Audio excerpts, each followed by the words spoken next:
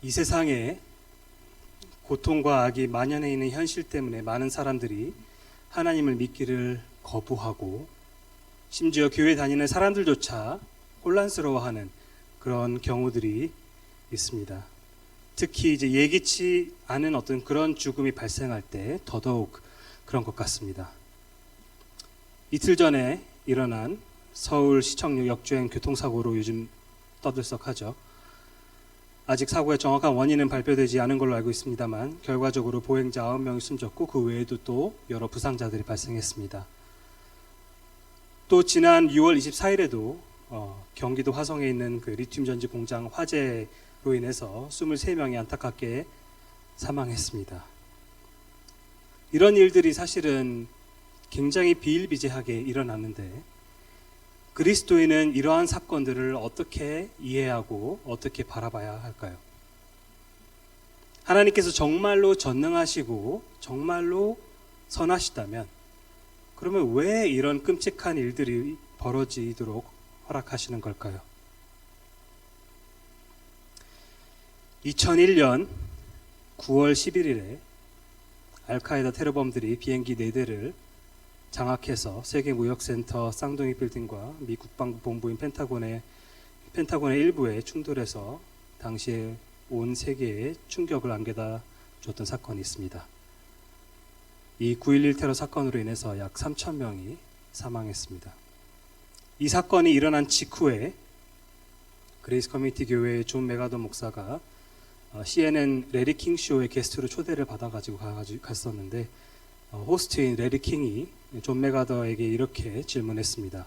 이 사건이 9.11 테러 사건이 무엇을 의미합니까? 이 사건이 무엇을 의미합니까? 다시 말해서 이 사건을 도대체 어떻게 이해해야 하느냐? 이 사건이 시사하는 바가 무엇이냐는 거죠.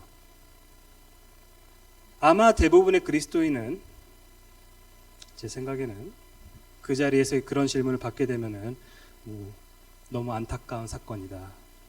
결코 일어나서는 안 될 일이었다. 내지는 한 걸음 더 나아가서 알카에다는 하나님의 심판을 받을 것이다. 등등 이런 식의 대답을 하지 않을까 생각합니다. 그런데 그날 그 인터뷰에서 존 메가더는 그런 식으로 대답하지 않았습니다. 그는 이렇게 대답했습니다. 이 사건이 무엇을 의미하느냐에 대해서 모든 사람은 죽을 것이고 자신이 언제 죽을지 알지 못한다는 것을 의미합니다. 라고 대답했습니다. CNN 방송에서. 모든 사람은 죽을 것이고 자신이 언제 죽을지 알지 못한다는 것을 의미합니다. 어떤 사람들은 이런 대답을 듣고 와 너무한다. 사람과 연민이 너무 없는 것 아니냐 라고 비판할지 모르겠지만 유사한 사건에 대해서 예수님께서도 동일하게 말씀하셨습니다. 오늘 본문인 누가복음 13장 1절부터 9절에서 예수님께서는 비극적인 죽음이 발생한 사건의 의미를 몸소 직접 해석하시는데 누가복음 13장 1절부터 9절 본문을 제가 읽도록 하겠습니다. 그때 마침 두어 사람이 와서 빌라도가 어떤 갈릴리 사람들의 피를 그들의 제물에 섞은 일로 예수께 아뢰니 대답하여 이르시되 너희는 이 갈릴리 사람들이 이같이 해 받음으로 다른 모든 갈릴리 사람보다 죄가 더 있는 줄 아느냐? 너에게 이르노니 아니라 너희도 만일 회개하지 아니하면 다 이와 같이 망하리라. 또 실로암에서 망대가 무너져 치어 죽은 18사람이 예루살렘에 거한 다른 모든 사람보다 죄가 더 있는 줄 아느냐? 너희에게 이르노니 아니라 너희도 만일 회개하지 아니하면 다 이와 같이 망하리라. 이에 비유를 말씀하시되 한 사람이 포도원에 무화과 나무를 심은 것이 있더니 와서 그 열매를 구하였으나 얻지 못한지라. 포도원지기에게 이르되 내가 3년을 와서 이 무화과 나무에서 열매를 구하되 얻지 못하니 찍어버리라. 어찌 땅만 버리게 하겠느냐? 대답하여 이르되 포도원지기가 주인이여 금년에도 그대로 두소서. 내가 두릅하고 거름을 줄이니 이후에 만일 열매가 열면 좋거니와 그렇지 않으면 찍어버리소서 하였다 하시니라. 아멘. 자, 오늘 본문은 크게 두 부분을 나눠서 살펴보면 좋을 것 같은데 1절부터 5절까지는 비극적인 죽음이 발생한 사건들을 이제 해석하심으로써 이제 회개의 필요성을 예수님께서 강조를 하시고, 회개의 필요성을 강조하시고, 그리고 나머지 6절부터 9절까지는 열매 맺지 않는 무화과나무 비유를 하시면서 그걸 통해서 회개의 시급성을 강조하십니다. 그래서 앞에는 회개의 필요성을 강조하시고 뒤에서는 회개의 시급함을 강조합니다. 오늘 본문을 통해서 오늘날 계속해서 발생하는, 그리고 앞으로도 계속해서 발생할 수많은 비극적인 죽음들을 우리가 성경적으로 어떻게 이해해야 하고 또 어떤 교훈을 얻어야 하는지를 곱씹어보는 그런 시간이 되었으면 좋겠습니다. 먼저 1절을 살펴보겠습니다. 그때 마침 두어 사람이 와서 빌라도가 어떤 갈릴리 사람들의 피를 그들의 제물에 섞은 일로 예수께 아뢰다라고 이렇게 시작해야 되는데, 12장에서부터 예수님께서는 이제 수만 명의 무리에게 가르치고 계셨었는데 13절 1절에서 그때라고 나와 있다는 것은 이제 같은 시기에 오늘 본문의 말씀을 이어서 하셨다는 그런 뜻이죠. 자, 무리 중에서, 수많은 무리 중에 몇 명이 예수님께 최근에 있었던 어떤 일에 대해서 이제 보고를 하고 있는 그런 상황입니다. 곧 빌라도가 저지른 어떤 일에 대한 소식이었습니다. 자, 빌라도는 이제 예수님을 최종적으로 십자가에 못 박히도록 넘겨준 인물이기 때문에 우리에게 굉장히 익숙한 그런 이름인데, 유대 땅을 관리하도록 파견되었던 다섯 번째 로마 총독이 바로 빌라도입니다. 예수님을 십자가에 넘겨주는 과정에서 좀 빌라도가 주저하기도 하고 또 풀어줄 명분을 찾으려고 노력했던 모습 때문에 종종 우리는 이제 특히 이제 종교 지도자들의 어떤 그런 노골적인 적대적인 어떤 그런 모습과 비교했을 때 빌라도를 약간이나마 좀 뭔가 긍정적으로 생각하려고 하는 어떤 그런 경향이 있지 않나 싶은데, 근데 사실 빌라도는 긍정적인 평가를 받을 만한 어떤 그런 위인이 결코 아니었습니다. 예수님을 사형시키기를 망설였을 때도 사실은 순수한 마음으로 정말 예수님을 막 주님으로 생각해서 그분을 위해서 그랬던 게 아니라, 사실은 유대 종교 지도자들에게 지금 정치적으로 떠밀려서 이용당하고 있는 게 좀 분해가지고 어떻게든 좀 저항을 해보려고 했던 그런 것이고, 그리고 뭐 결과적으로 어찌 되었든 간에 죄 없는 예수님을 석방시키지 않고 유죄 판결은 내린 후에 채찍으로 고문하고 나서 십자가에 못 박으라고 이제 선고를 한 장본인이죠. 뿐만 아니라 유대인 역사가 요세푸스라는 옛날 역사가가 있는데, 유대인 역사가 요세푸스의 기록에 의하면 빌라도가 예루살렘에 입성할 때 로마 황제의 이제 모형 조각들을 들고 와가지고 유대인들이 이제 원성을 샀는데, 왜냐하면 유대인들은 그걸 이제 우상 숭배라고 생각했으니까 원성을 샀는데, 그때 많은 유대인들을 빌라도가 죽이려다가 이제 간신히 자제했던 그런 경우도 있었고, 이후에는 또 성전에, 그 예루살렘 성전에 그 보물 창고에서 강제로 돈을 꺼내 가지고 빌라도가 그 돈으로 예루살렘에 이제 물을 들이는 어떤 그런 수로교를 이제 건설을 했었는데, 그때 당시에 이제 어떻게 그럴 수가 있느냐라고 하면서 반대 시위를 했던 많은 유대인들을 빌라도가 실제로 사륙했습니다. 빌라도는 그래서 기본적으로 자신이 원하는 것을 얻기 위해 폭력을 휘두를 줄 아는 그런 인물이었습니다. 자, 빌라도가 어떤 갈릴리 사람들의 피를 그들의 제물에 섞은 일이 지금 누가복음 13장 1절에서 언급이 되고 있는데, 이것은 사실은 이제 이것만 읽으면 표면적으로는 이게 정확히 어떤 상황인지 좀 잘 이해가 안 될 수가 있는데, 이것은 누가가 기록하면서 실제로 일어났던 사건을 조금 우회적으로 돌려서 좀 표현을 한 겁니다. 갈릴리 사람들이 예루살렘에 있는 성전에서 제물을 바치려고 했을 때, 그때 빌라도가 이제 로마 군병들을 보내가지고 그들을 죽임으로써, 갈릴리인들을 죽임으로써 갈릴리인들의 피가 그들이 바치려고 했던 그 제물과 섞였다는 이야기를 이런 식으로 좀 우회적으로 표현한 겁니다. 자, 빌라도가 당시에 왜 이런 지시를 내렸었는지는 오늘 본문을 통해서 알 수는 없지만, 유대인들이 직접 제물을 도살하는 6월절에 아마 일어났을 가능성이 있다라고 이제 학자들이 추측하곤 합니다. 앞서 말씀드린 빌라도의 어떤 그런 폭력적인 어떤 그런 면모를 고려했을 때 오늘 본문에서 나오는 것처럼 그가 어떤 갈릴리 사람들의 피를 그들의 제물에 섞은 이 일, 이거는 사실은 이제 그렇게 놀라운 일이 아니죠. 오히려 빌라도다운 어떤 행위라고 볼 수 있겠습니다. 자, 무리 중에 몇 사람이 이런 소식을 지금 보고하는 이유는 아마도 예수님의 반응이 궁금해서 그랬을 겁니다. 빌라도가 이런 사건을 저지르고 지금 이런 일이 생겼는데 어떻게 생각하십니까? 한 말씀 해주시죠. 자, 그런데 이 사건에 대해서 예수님께서는 이렇게 대답하십니다. 너희는 이 갈릴리 사람들이 이같이 해받음으로 다른 모든 갈릴리 사람보다 죄가 더 있는 줄 아느냐?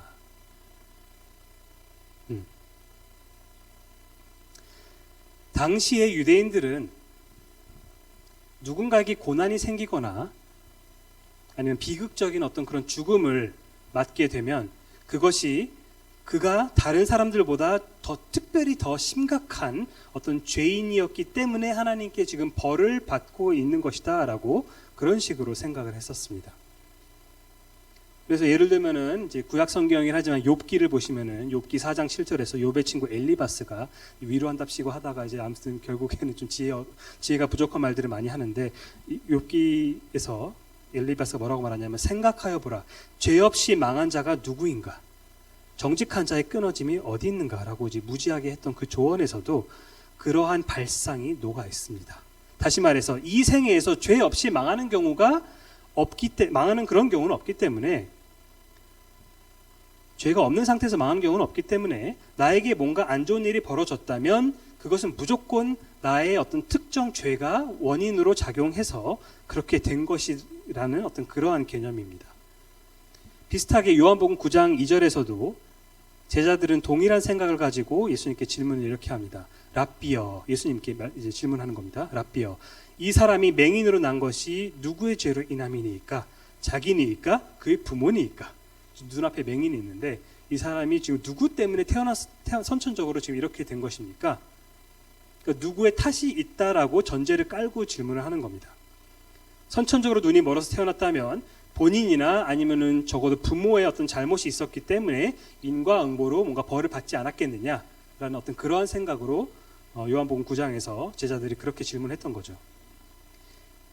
자, 마찬가지로 오늘 본문의 경우에 갈릴리인들이 빌라도에게 비참하게 죽임을 당한 이유는 그들에게 뭔가 심각한 어떤 잘못이 있었기 때문이라고 여겼던 겁니다. 반면에 본인들이 아직도 멀쩡하게 청중들인 본인들이 아직 멀쩡하게 지금 잘 살아있는 이유는 그 갈릴리인들보다는 더 나은 사람으로 지금 하나님께 인정받고 있기 때문에 그런 것이 아니냐라고 그렇게 기본적으로 생각하는 어떤 그런 발상을 갖고 있었습니다. 본인이 현재 안녕하다는 것 자체가 내가 지금 하나님께 좋은 평가를 받고 있다는 뜻이라고 확신했던 거죠. 그들은. 하지만 예수님께서는 이러한 잘못된 개념을 정면으로 반박하십니다. 그러면서 뭐라고 말씀하시냐면 너희는 이 갈릴리 사람들이 이같이 해를 받음으로 다른 모든 갈릴리 사람보다 죄가 더 있는 줄 아느냐? 그게 아니라는 거죠. 그게 아니라는 겁니다. 자, 그러면서 다음 절에서는 조금 더 직접적으로 대답을 하십니다. 너에게 이르노니 아니라, 그게 아니라 너희도 만일 회개하지 아니하면 다 이와 같이 망하리라. 그들은 빌라도에게 죽임을 당한 갈릴리인들이 다른 갈릴리인들보다 더 심각한 죄인이라서 그렇게 비참한 끝을 맞이했다고 여겼었지만 그들이 죽은 이유는 갈릴리인들이 죽은 이유는 그들이 다른 사람들보다 더 심각한 죄를 지었기 때문이 아니라고 예수님께서 설명하고 계신 겁니다. 자, 물론 때로는 본인이 지은 어떤 특정 죄가 직접적인 결과를 낳을 때도 있긴 있습니다. 예를 들어서 굉장히 단순한 어떤 예시지만 음주운전을 만약에 하다가 사고를 내서 본인이 크게 다치거나 심지어 죽게 된다면은 그럼 당연히 음주운전을 내가 했기 때문에 그 죄를 지었기 때문에 결과적으로 그런 안 좋은 상황이 발생한 거겠죠. 그리고 성경에서도 직접적으로 하나님께서 개입해서 벌을 내리시는 경우들이 있긴 합니다. 예를 들면은 사도행전 12장에서 여러분들이 아마 잘 기억하고 계시겠지만 헤롯 왕이 백성들에게 이제 신으로 좀 추앙받을 때, 연설했을 때, 신으로 추앙받을 때 그 영광을 이제 하나님께 돌리지 않았기 때문에 우리 자기가 그리고 독차지해서 그 영광을, 그래서 천사가 그를 그 자리에서 쳐가지고 벌레에 먹혀 죽은 사건이 있었죠. 그런 사건처럼 특정 죄로 인해서 특정 벌을 받는 경우가 없지는 않습니다. 가능합니다. 그거 자체가 불가능하다, 뭐 절대로 그럴 일 없다 이런 얘기를 하는 것은 아니지만, 하지만 그렇다고 항상 그런 식으로 직접적인 원인과 결과로서 우리가 모든 것을 해석할 수는 없다, 이 말씀을 드리는 겁니다. 질병에 걸리거나 아니면 어떤 사고로 다치거나 심지어 어떤 사고로 인해서 죽게 된다고 해서 그것이 꼭 본인의 어떤 특정 죄와 연결되는 것이 아니라는 겁니다. 자, 그렇다면은 빌라도에게 죽은 갈릴리인들은 지금 죄가 없는데 억울하게 죽었다는 뜻이냐? 그것도 아닙니다. 그런 얘기도 아닙니다. 예수님께서 말씀하시고자 하는 것은 이 갈릴리인들만 특별히 더 심각한 죄인이 아니라 모두가 다 하나님 앞에서 죄인이라는 뜻을 지금 이야기를 하고 있는 겁니다. 그 말씀을 하고 계신 겁니다. 그래서 너희도 만일 회개하지 아니하면 다 이와 같이 망하리라 라고 말씀하셨던 거죠. 다시 말해 비참하게 죽은 갈릴리인이든 지금 태평하게 예수님의 말씀을 청취하고 있는 사람들이든 간에 모두가 회개해야 할 죄인들이다 라고 말씀하고 계신 겁니다. 그러니까 저 사람들은 뭔가 심각한 죄를 지었기 때문에 저렇게 죽었나 봐 라고 생각하면서 마치 본인들은 괜찮을 거라고 여길 것이 아니라 그들과 내가 결코 다르지 않다는 사실을 인정해야 된다, 깨달아야 된다 라고 말씀하고 계시는 겁니다. 갈릴리인들의 비극적인 죽음은 그들의 어떤 죄의 특별한 어떤 무게감, 그 중함 때문에 일어난 것이 아니라 그들이 죄인이라는 사실 그 자체 때문에 일어난 것입니다. 더 무겁고 그런 게 아니라 죄인이기 때문에, 단지 죄인이기 때문에 그런 일들이 일어난 것입니다. 자, 예수님께서 너희도 만일 회개하지 아니하면 다 이와 같이 망하리라 라고 말씀하셨을 때 그 정확한 의미를 우리가 이해를 해야 되는데, 자, 우선 회개라는 굉장히 익숙하면서도 중요한 단어를 사용하셨는데, 회개라는 것은 쉽게 말해서 죄로부터 돌아서는 것입니다. 죄로부터 돌아서는 것입니다. 종종 사람들이 이제 회개를 단순히 그냥 죄를 고백하고 인정하는 행위 정도까지만 그 정도로만 생각하는 경우들이 있는데 그렇지 않습니다. 누군가가 백날 첫날 제가 잘못했습니다. 제가 제 죄를 인정합니다. 라고 말로는 고백하지만 실제로 그 죄로부터 돌아서고 그 죄를 제거하기 위해서 힘쓰지 않는다면 그것은 진정한 성경적인 회개가 아닙니다. 또 가끔 뭐 정확한 영화는 기억 안 나지만 가끔 영화 같은 데서 주인공이 이제 뭐 원수를 이제 죽이기로 이제 마음 먹은 후에 결심하고 이제 로마 가톨릭교 그 성당에 이제 들어가 가지고 신부에게 고해성사 같은 걸 하면서 이제 막 이런 식으로 막 나오는 장면들이 있죠. 막 앞으로 지을 죄를 제가 미리 고백합니다. 죽이기로 마음 먹었으니까. 그렇게 말을 하는데 고해성사를 하고 있는데 이미 살인하기로 마음 먹고 그 다음에 양심이 뭐 조금 찔렸다거나 아니면은 나중에 이제 이후에 이제 벌 받을 수도 있다는 그 두려움 때문에 이미 짓기로 작정한 죄를 사전에 자백하면은 이것이 진정한 회개입니까? 생각을 바꾼 적이 없는데, 마음을 바꾼 적이 없는데, 마음이 돌아선 적이 없는데, 아니죠. 존 메가더와 리처드 메이휴의 공저로 된 성경 교리라는 책에서 이제 회개를 이렇게 정의합니다. 참된 성경적인 회개는 사람의 의지의 전향이자 의지의 이제 방향 전환이자 모든 불의를 버리고 그 대신 의로움을 추구하기 위한 단호한 결심이다. 따라서 진정한 회개는 생각과 마음과 의지가 개입된다.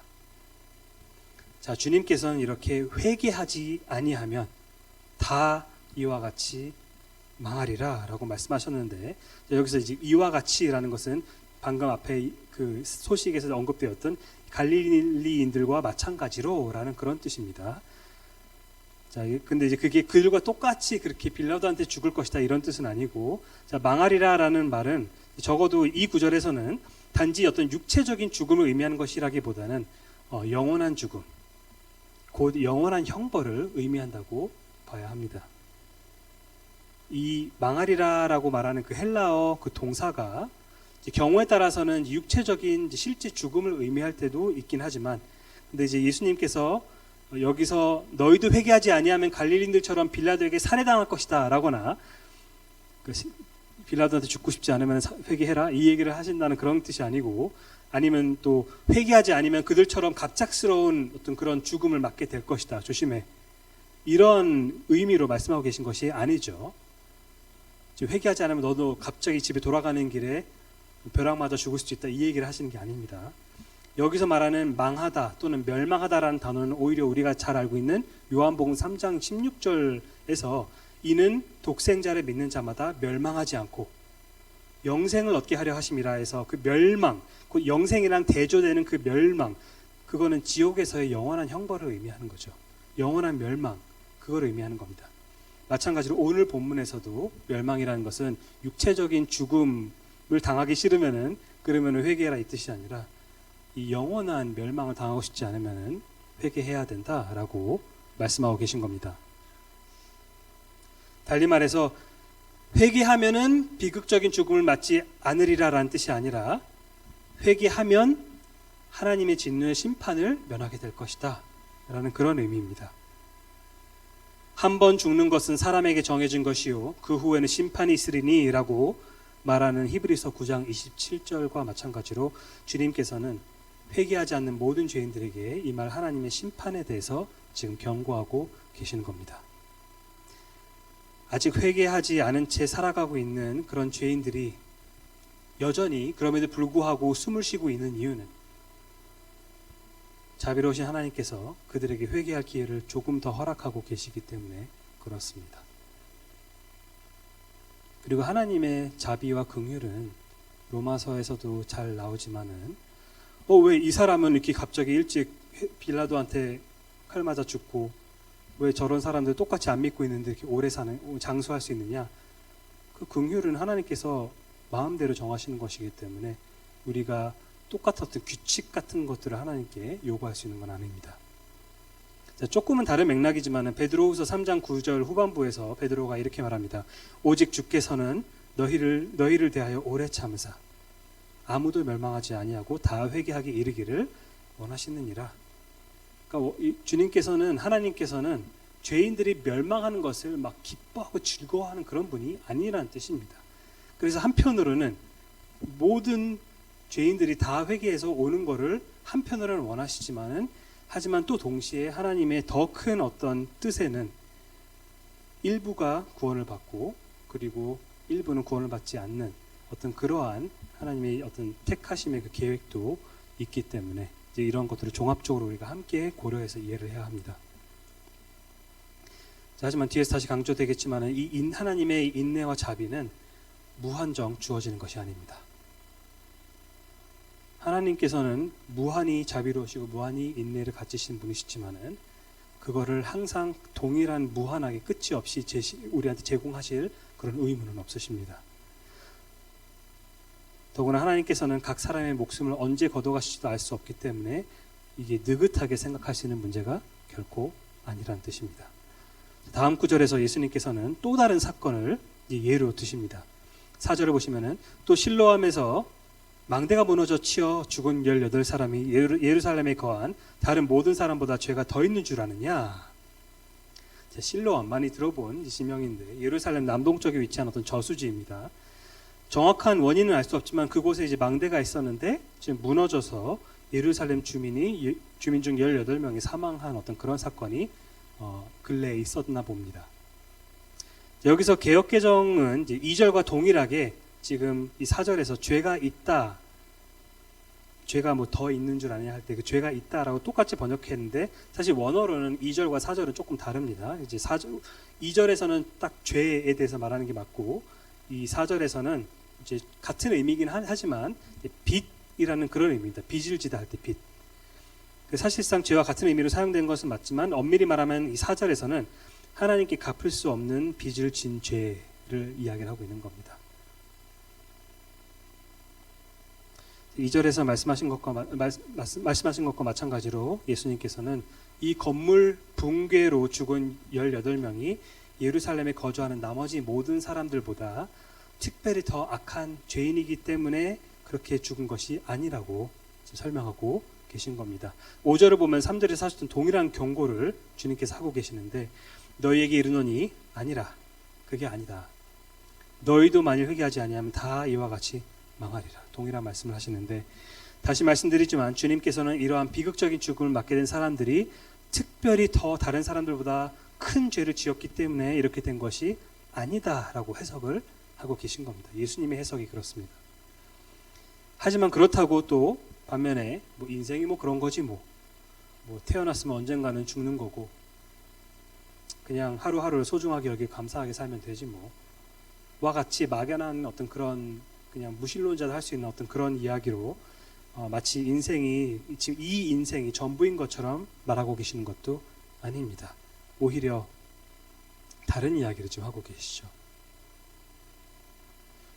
20, 30대의 젊은 나이에 교통사고로 죽든 8, 90대까지 장수해서 요양병원에서 죽든 중요한 것은 진정한 회개와 믿음을 통해 그리스도 안에서 영생을 누리고 있느냐 이거를 지금 묻고 계시는 겁니다.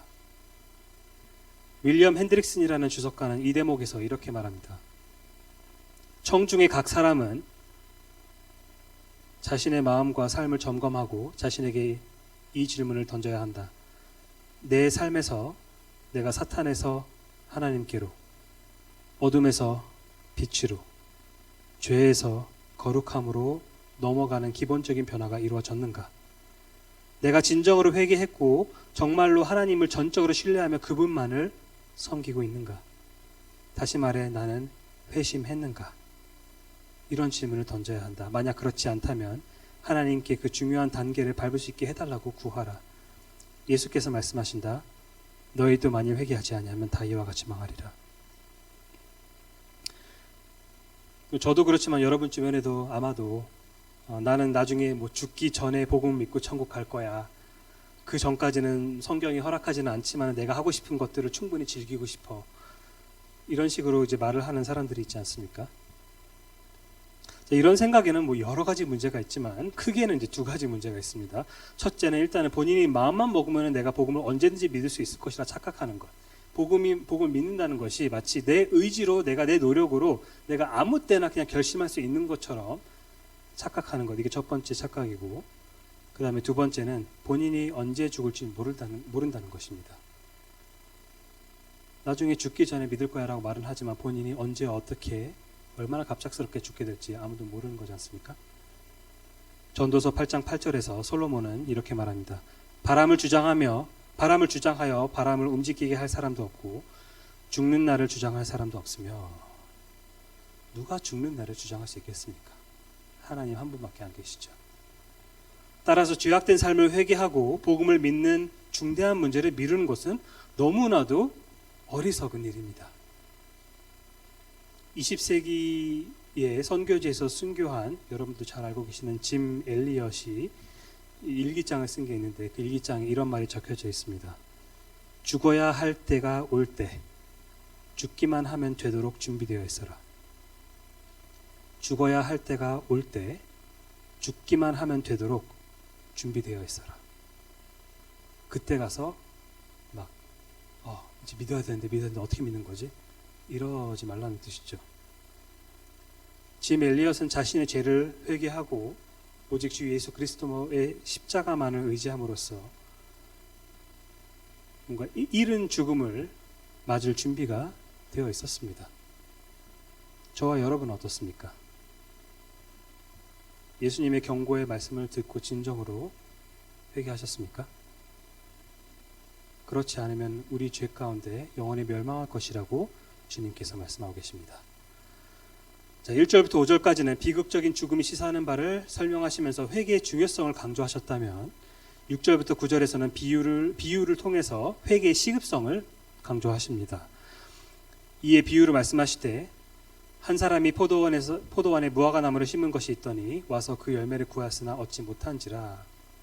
복음서 저희 마태복음도 살펴보고 있지만 복음서에서 예수님의 이제 여러 가지 다양한 비유들이 등장하는데 보통 이러한 비유는 하나의 핵심을 강조하는 것이 목적이지 그 비유 안에 있는 모든 세부적인 디테일에 상징적인 의미가 포함되어 있는 것은 아닙니다.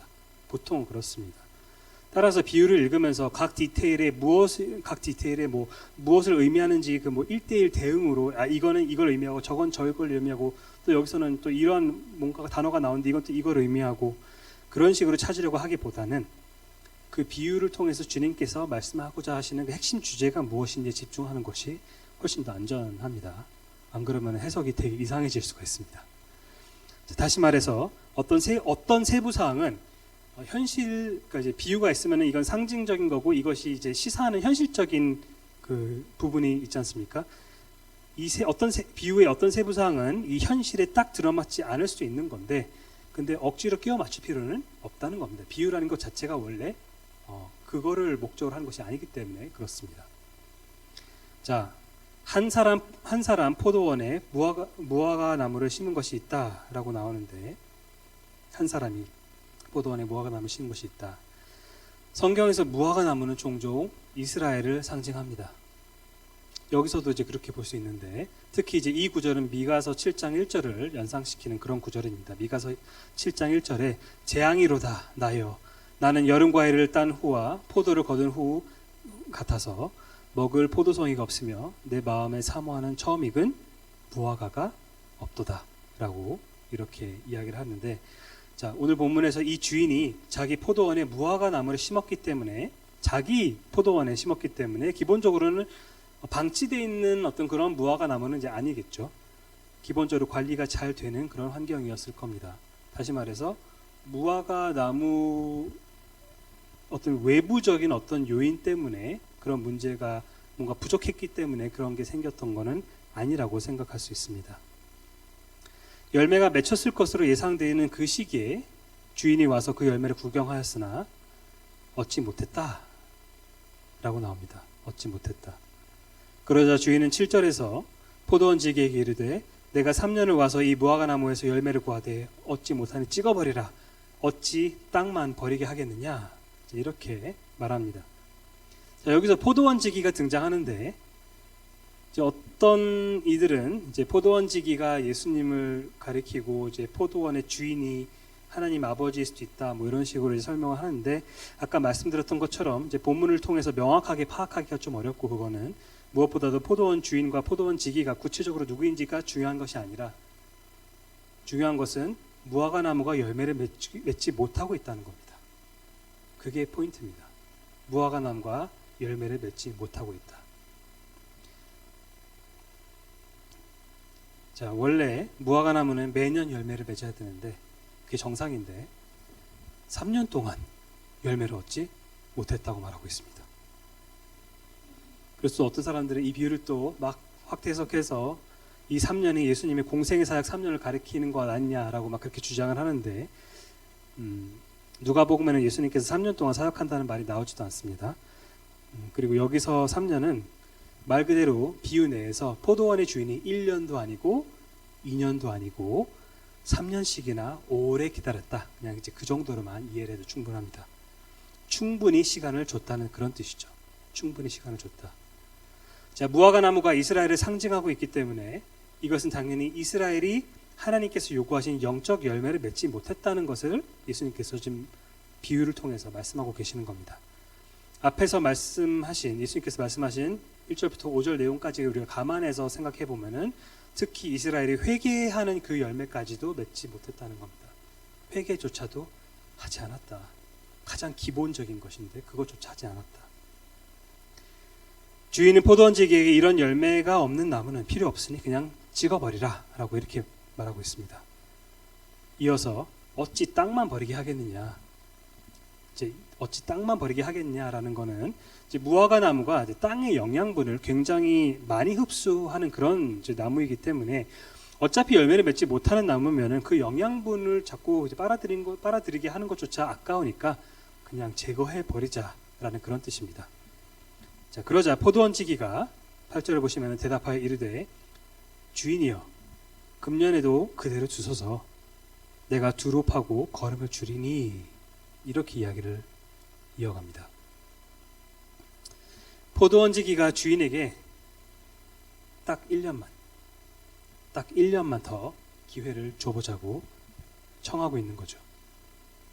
본인이 이 열매 맺지 않는 그 나무 둘레에 땅을 파서 땅을 이제 파게 되면은 이제 뿌리가 수분을 더 효과적으로 흡수할 수 있도록 그렇게 만들어 주는 거, 그렇게 해보겠다고 말하고 있습니다. 그리고 또 영양가가 높은 어떤 그런 거름, 비료를 주겠다고도 말합니다.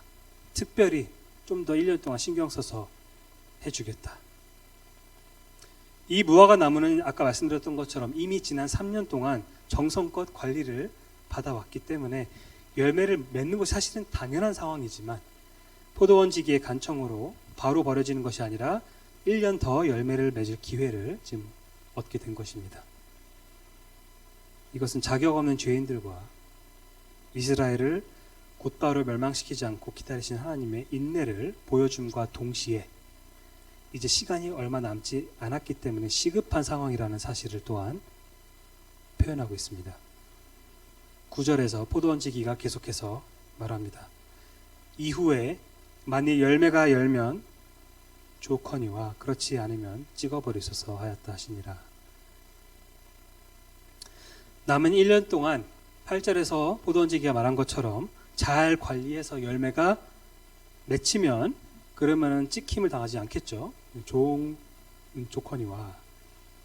하지만 그렇지 않으면 찍어버리소서라고 포도원지기가 주인에게 그렇게 말합니다. 표면적으로 보면 이게 그러면 열매 맺으면 살려두고 그리고 그게 아니면은 찍어버리면 되는 그냥 이제 뭐 아니면 도 이렇게 중립적인 상황처럼 좀 이해가 될 수 있는데 근데 사실 본문을 이제 원어로 볼 때 여기서 다 설명드리기는 좀 어렵지만 헬라어 문법의 특성상 이제 많은 주석가들이 실제로 이제 말하는 것이 뭐냐면 전자 곧 열매가 맺힐 가능성은 희박한 반면에 후자 곧 그렇지 않을 가능성, 열매가 맺혀지지 않을 가능성, 찍혀 나가야 할 그런 상황이 될 가능성이 더 높다라는 그런 의미가 함축되어 있다고 말하고 있습니다. 이거는 뭐 이럴 수도 있고 저럴 수도 있고라기보다는 지금 일단 1년의 유예 시간을 주긴 줬는데 쉽지 않다. 이 얘기를 지금 하는 겁니다. 다시 말해 희망적인 상황이 아니라 좀 굉장히 위험하고 긴박한 그런 상황이라는 것을 의미하고 있습니다. 게다가 시간이 많으냐? 그것도 아닙니다. 시간이 얼마 없습니다. 누가복음 3장 9절에서 침례 요한이 이미 도끼가 나무 뿌리에 놓였으니 좋은 열매 맺지 아니한 나무마다 찍혀 불에 던져지리라라고 말했던 것과 굉장히 비슷한 상황입니다. 도끼가 나무 뿌리에 놓였으니까 이미 자를 준비가 되어 있다는 거죠. 자르기 직전이라는 뜻입니다. 지금 심판이 임하기 얼마 안 남았다. 그 얘기를 하고 있던 거죠. 마찬가지로 지금 3년 동안 열매를 맺지 않았는데 이제 1년 더 주어진 겁니다. 위험한 상황입니다. 시간이 없습니다. 아직까지는 하나님께서 인내하시며 기다리고 계시지만 그 인내가 영원히 지속되지는 않을 거라고 주님께서 말씀하고 계신 겁니다. 아까 인용 한번 했었던 윌리엄 핸드릭슨이 여기서는 이렇게 표현합니다. 하나님께서는 인내심이 많으신 분이시다. 하지만 그분의 인내심은 영원히 지속되지 않을 것이다. 언젠가 곧 오직 하나님만이 아시는 그날에 구원받을 기회는 철회될 것이다. 그리고 미루는 자는 자기 죄 가운데 죽어 영원히 멸망할 것이다. 오늘 본문에서 주님께서는 모든 죄인들이 회개해야만 하고 또 빨리 회개하라고 재촉하고 계십니다. 여러분 중 아직 자기 죄로부터 진정으로 돌이키지 않았고 우리 주 예수 그리스도의 십자가 복음을 전적으로 의지하지 않는 그런 분이 혹시라도 계시다면 아직 기회가 있을 때 아직 시간이 있을 때 회개하고 그분을 믿으십시오. 이사야서 55장 6절에서 선지자 이사야가 외칩니다. 너희는 여호와를 만날 만한 때에 찾으라. 가까이 계실 때에 그를 부르라. 그분께서 가장 가까이, 어떤 면 한편으로 가장 가까이 계시는 그 순간은 복음이 선포될 때입니다. 또 고린도후서 6장 2절에 사도 바울이 촉구합니다. 이르시되 내가 은혜 베풀 때에 너에게 듣고 구원의 날에 너를 도왔다 하셨으니 보라 지금은 은혜 받을 만한 때요. 보라 지금은 구원의 날이로다. 지금이라는 겁니다. 지금. 나중이 아니라 지금이라는 겁니다. 2001년 9월 16일, 그러니까 9.11 테러 바로 다음 주일날 존 메가더 목사는 설교 강단에 서서 죽음, 테러, 그리고 중동에 대한 성경적 관점이라는 제목으로 설교를 했었는데, 마지막 부분에 이렇게 말합니다. 올해 미국에서 250만 명의 미국인이 죽을 것이고, 평균적으로 그렇듯이 언젠가는 모든 이들이 죽을 것입니다. 삶과 죽음을 더 진지하게 생각할 때라고 생각하지 않으십니까? 파티와 게임 따위는 그만하고 이제 회개하고 하나님께 부르짖어서 영원한 지옥으로부터 구원해 달라고 외치십시오. 여러분은 지금 빌린 시간으로 살아가고 있는 것입니다. 그러니까 이 시간이 내가 소유하고 있는 게 아니라 하나님께서 허락하신 만큼까지만 내가 쓸 수 있다는 의미에서 내가 지금 빌리고 있는 시간이라는 겁니다. 진정한 회개를 해야 되는데 이 회개를 또한 우리 힘으로만 할 수 없지 않습니까? 하나님의 은혜가 있어야만 우리가 죄로부터 돌아서서 우리의 구원의 소망이 되시는 예수 그리스도를 의지할 수 있습니다. 그래서 구원이라는 하나님의 은혜 없이는 불가능하다는 사실을 기억하면서 우리 다 함께 찬송가 280장 천부의 의지 없어서를 함께 부르도록 하겠습니다.